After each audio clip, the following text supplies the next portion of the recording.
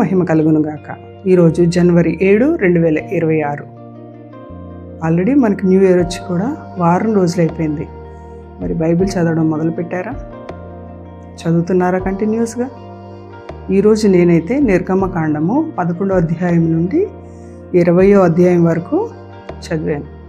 అలా చదువుతూ ధ్యానిస్తూ ఉండగా నాకు ఎక్కువగా స్ట్రైక్ అయింది ఏంటంటే, ఈరోజు అసలు దేవుడు ఎన్ని అద్భుతాలు సూచక్రియలు చేసి ఇశ్రాయేలుని బయటికి రప్పిస్తాడు కదా.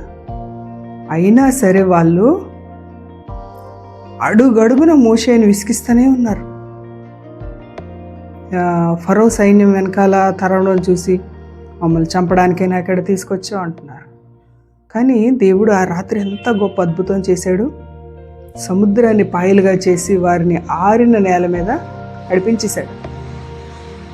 ఫరో సైన్యాన్ని ఆ సముద్రంలో మొత్తం ఒక్కరు కూడా మిగలకుండా కప్పెట్టేశాడు.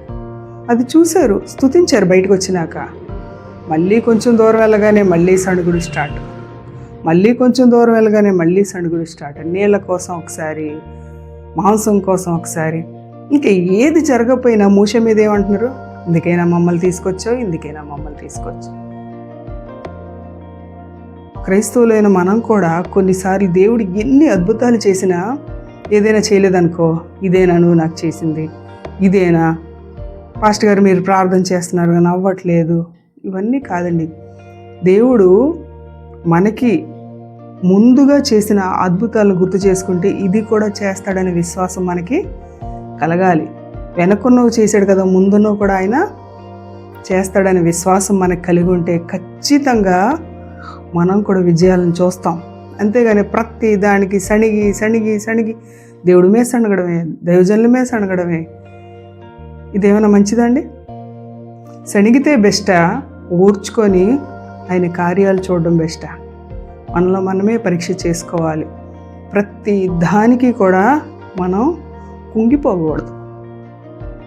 కుంగిపోకుండా దేవుణ్ణి వెతకాలి.